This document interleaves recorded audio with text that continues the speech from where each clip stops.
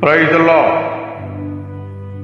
In the Holy Bible, the man of God David, feeling himself sad, and he is also informing to God about his situation.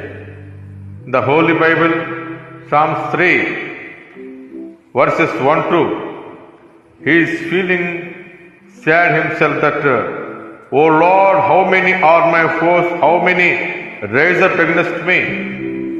Second verse, many are saying of me, God will not deliver him. On 3 and 4 verses, he is informing to God about his situation. But you are a shield around me, O Lord. You bestow glory on me and lift up my head. 4th verse, to the Lord I cry aloud, and he answers me from his holy hill.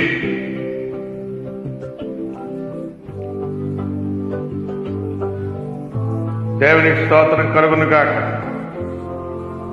దేవుని పరిశుద్ధ గ్రంథములో దైవ సేవకుడు దావీదు గారు ఈ విధముగా 1-2 వచనాల్లో, కీర్తనల గ్రంథము 3వ కీర్తన 1-2 వచనాల్లో ఆయన విచారిస్తా ఉన్నాడు.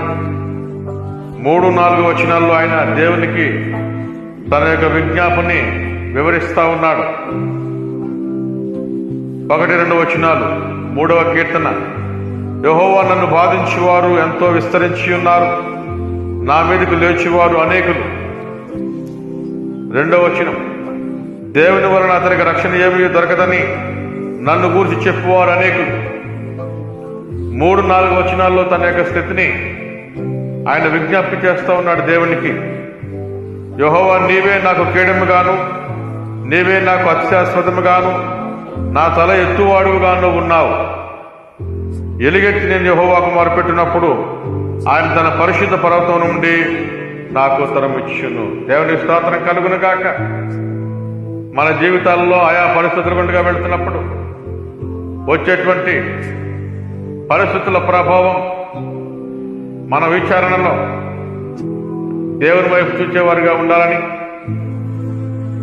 మనం ఉన్నటువంటి పరిస్థితిని దేవునికి విజ్ఞప్తి చేసేటువంటి, దేవునికి తెలియజేసేటువంటి విధానంలో మనం ఉండాలని, ఆ విధంగా ఉన్నప్పుడు ఆ 4వ వచనం చివరి భాగంలో ఆయన తన పరిశుద్ధ పర్వతం నుండి నాకు ఉత్తరము ఇచ్చాను, జవాబు ఇచ్చాను అని దావీదు గారు చెప్తున్నారు. కాబట్టి ఈ విషయమై మనం ఆలోచన చేసి దేవుని వైపు చూసి ముందు పొవ్వర్లా మనకు సహాయం చేయాలని ప్రభు మనకందరికీ సహాయం చేయను గాక. ఆమేన్.